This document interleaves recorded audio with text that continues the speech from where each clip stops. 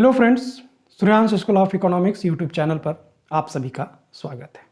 मैं हूं पुरुषोत्तम कुमार पाठक। आज के इस वीडियो में हम लोग चर्चा करेंगे यथार्थवादी अर्थशास्त्र और आदर्शक अर्थशास्त्र में अंतर, difference between positive economics and normative economics. तो सबसे पहले हम लोग देखें यथार्थवादी अर्थशास्त्र क्या है। तो हमने अभी तक पढ़ा कि प्रत्येक अर्थव्यवस्था को कुछ समस्याओं का समाधान ढूंढना पड़ता है, और वे समस्याएं क्या उत्पादन करें, कैसे उत्पादन करें और किसके लिए उत्पादन करें। और यह समस्या मुख्य रूप से संसाधनों के विनिधान से संबंधित है।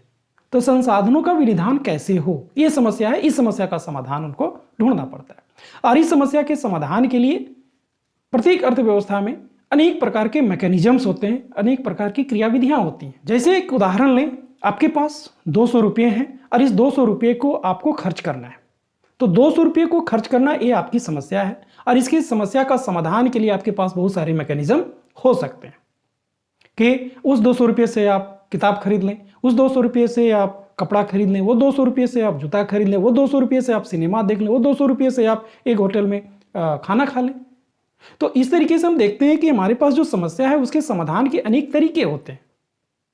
तो जब अर्थव्यवस्था के क्रियाकलाप का, अर्थव्यवस्था के मैकेनिज्म का, अर्थव्यवस्था की क्रियाविधि का अध्ययन किया जाता है कि अर्थव्यवस्था किस प्रकार से कार्य कर रही है, और अगर कोई सर्कमस्टांसेस में चेंजेस आता है तो अर्थव्यवस्था किस प्रकार का वो रिस्पॉन्ड करेगी, किस प्रकार की वो प्रतिक्रिया देगी। अगर किसी परिस्थिति में कोई परिवर्तन होता है, उस परिवर्तन के प्रति अर्थव्यवस्था की प्रतिक्रिया क्या होगी, अगर इसका अध्ययन हो रहा है तो यह पॉजिटिव इकोनॉमिक्स या सकारात्मक अर्थशास्त्र या यथार्थवादी अर्थशास्त्र के अध्ययन का विषय है। एक समस्या है सरकार को राजस्व की प्राप्ति करना। इस समस्या का समाधान कैसे होगा? तो भाई इस समस्या का समाधान होगा कि करारोपण से, कि कर आप लगा दीजिए, कर लगाइए, चाहे लोगों की आय पर कर लगाइए, या फिर वस्तुओं की बिक्री पर लगाइए, वस्तुओं के उत्पादन पर लगाइए, या फिर आयात निर्यात पर लगाइए। तो सरकार के द्वारा करारोपण से सरकार के राजस्व में वृद्धि होती है। तो ये समस्या का समाधान है। राजस्व की प्राप्ति कैसे होगी? तो आप करारोपण से कीजिए। तो ये पॉजिटिव इकोनॉमिक्स का विचार हो गया, ये पॉजिटिव इकोनॉमिक्स की विषय वस्तु हो गई। लेकिन जब हम प्रश्न करें कि क्या वो जो करारोपण है जिससे सरकार को राजस्व मिल रहा है, वह करारोपण अर्थव्यवस्था के लिए सही है या गलत है? कर की वृद्धि, कर के दर में वृद्धि हो रही है, उससे लोगों के रहन सहन, लोगों के जीवन स्तर पर क्या प्रभाव पड़ रहा है? क्या अनुकूल प्रभाव पड़ रहा है या फिर प्रतिकूल प्रभाव पड़ रहा है?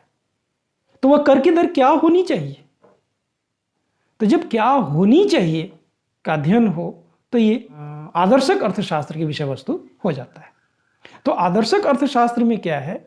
आदर्शक अर्थशास्त्र में है कि अर्थव्यवस्था के क्रियाविधि से उत्पन्न परिणाम अर्थव्यवस्था के लिए अनुकूल है या प्रतिकूल है, इस बात का निर्णय करने का अध्ययन ही आदर्शक अर्थशास्त्र या नॉर्मेटिव इकोनॉमिक्स कहलाता है। तो पॉजिटिव इकोनॉमिक्स में हम क्या करते हैं? यहां पर सिर्फ हम क्रियाविधि का अध्ययन करते हैं कि क्रियाविधि है क्या है, और नॉर्मेटिव इकोनॉमिक्स में हम अध्ययन करते हैं कि वह क्रियाविधि क्या होनी चाहिए। जैसे सरकार अगर कर लगा रही है तो सरकार के कर लगाने से वस्तु की कीमत में वृद्धि हो जा रही है, ये पॉजिटिव इकोनॉमिक्स का विचार हुआ। लेकिन वस्तु की कीमत में जो वृद्धि हो रही है वह वृद्धि डिजायरेबल है या नहीं, वह वृद्धि होने से लोगों के रहन सहन पर क्या प्रभाव पड़ेगा, उससे लोग प्रभावित हो रहे हैं, का जो प्रभाव हो रहा है वो अच्छा प्रभाव हो रहा है या फिर बुरा प्रभाव हो रहा है। तो जब हम प्रभाव का अध्ययन करते हैं तो नॉर्मेटिव इकोनॉमिक्स है। ब्याज दर का निर्धारण पॉजिटिव इकोनॉमिक्स है कि ब्याज दर का निर्धारण कैसे होता है भाई। तो इसके लिए अर्थशास्त्रियों ने एक सिद्धांत दिया है कि उस जगह पर जहां पर मुद्रा की मांग और मुद्रा की पूर्ति बराबर होती है वहां ब्याज दर का निर्धारण होता है। तो वो ब्याज दर जो है वह ब्याज दर कितनी होनी चाहिए? ब्याज दर कम होनी चाहिए, ब्याज दर अधिक होनी चाहिए? तो ब्याज दर में परिवर्तन का पूरे अर्थव्यवस्था में पड़ने वाले प्रभाव का अध्ययन, कि वह प्रभाव अर्थव्यवस्था के लिए सही है या अर्थव्यवस्था के लिए गलत है, तो इसका अध्ययन नॉर्मेटिव इकोनॉमिक्स में होगा। और ब्याज दर का निर्धारण पॉजिटिव इकोनॉमिक्स में होगा। तो पॉजिटिव इकोनॉमिक्स और नॉर्मेटिव इकोनॉमिक्स में कोई एक ऐसा डिमार्केशन लाइन नहीं है जिसे स्पष्ट हो कि ये पॉजिटिव इकोनॉमिक्स का विचार है और ये नॉर्मेटिव इकोनॉमिक्स का विचार है। लेकिन इन दोनों में काफ़ी सूक्ष्म अंतर है।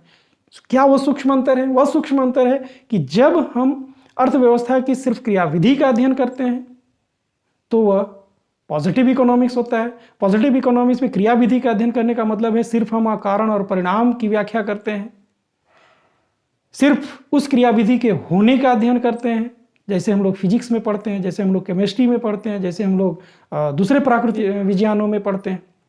जैसे फिजिक्स में क्या पढ़ते हैं? फिजिक्स में पढ़ते हैं जब किसी वस्तु पर बल लगाया जाता है तो उस वस्तु में गति होती है, वो मोशन में आ जाती है वस्तु। केमिस्ट्री में हम लोग ये अध्ययन करते हैं कि जब जिंक के ग्रेन्युल्स पर सल्फ्यूरिक अम्ल डाला जाता है तो हाइड्रोजन गैस का निर्माण होता है। तो जिंक ग्रेन्युल पर सल्फ्यूरिक अम्ल का डालना एक कारण है और हाइड्रोजन गैस का बनना एक परिणाम है। केमिस्ट्री इस बात का अध्ययन नहीं करता है कि जो हम हाइड्रोजन गैस बना रहे होते हैं वो हाइड्रोजन गैस आपके लिए लाभकारी है या फिर हानिकारक है। तो जब हम सिर्फ क्रियाविधि का अध्ययन करते हैं, क्रियाविधि के कारण और परिणामों की व्याख्या करते हैं, तो दूसरे प्राकृतिक विज्ञान की तरह अर्थशास्त्र भी सकारात्मक या पॉजिटिव विज्ञान हो जाता है। लेकिन जब इस क्रियाविधि के अनुकूलता की बात करते हैं, इसमें हम क्या होना चाहिए, अपना एक वैल्यू जजमेंट लगाते हैं कि ये क्रियाविधि हमारे लिए अनुकूल है या नहीं है, तो वह नॉर्मेटिव साइंस की बात हो जाती है। जैसे शराब का उत्पादन हो रहा है अर्थव्यवस्था में, तो अर्थव्यवस्था में शराब का उत्पादन होना, वहाँ पर संसाधनों का विनिधान किया जा रहा है, वो एक प्रकार की आर्थिक क्रिया है, तो उसका अध्ययन पॉजिटिव इकोनॉमिक्स में होगा। लेकिन क्या शराब के उत्पादन से समाज पर उसका क्या प्रभाव पड़ रहा है, तो उसके समाज पर उसकी मांग को हम कैसे प्रभावित कर सकते हैं, उसके तो हम यहाँ पर एक विचार देते हैं कि नहीं, शराब की मांग में कमी होनी चाहिए। तो जब होनी चाहिए की बात करते हैं तो ये नॉर्मेटिव साइंस होता है या फिर आदर्शक अर्थशास्त्र के विषय वस्तु के अंतर्गत आता है। तो हमने अभी तक यह जाना कि अर्थव्यवस्था के कार्यकरण, अर्थव्यवस्था के वर्किंग, अर्थव्यवस्था की क्रियाविधि का अध्ययन पॉजिटिव इकोनॉमिक्स है, और ये पॉजिटिव इकोनॉमिक्स क्या है से संबंधित है। दूसरी तरफ अर्थव्यवस्था की क्रियाविधि से उत्पन्न परिणाम अर्थव्यवस्था के लिए अनुकूल है या इसके लिए प्रतिकूल है, इसका अध्ययन नॉर्मेटिव इकोनॉमिक्स, आदर्शक अर्थशास्त्र के अंतर्गत होता है। तो आदर्शक अर्थशास्त्र की विषय वस्तु है क्या होना चाहिए से संबंधित है। तो आज इतना ही। उम्मीद करता हूं कि आज का ये वीडियो आपको अच्छा लगा होगा। समझने में कहीं भी कोई कठिनाई, कहीं भी दिक्कत आई होगी तो आप हमें कमेंट बॉक्स में या फिर मेरे पर्सनल व्हाट्सएप नंबर पर आप कमेंट कर सकते हैं। आपका बहुत बहुत धन्यवाद।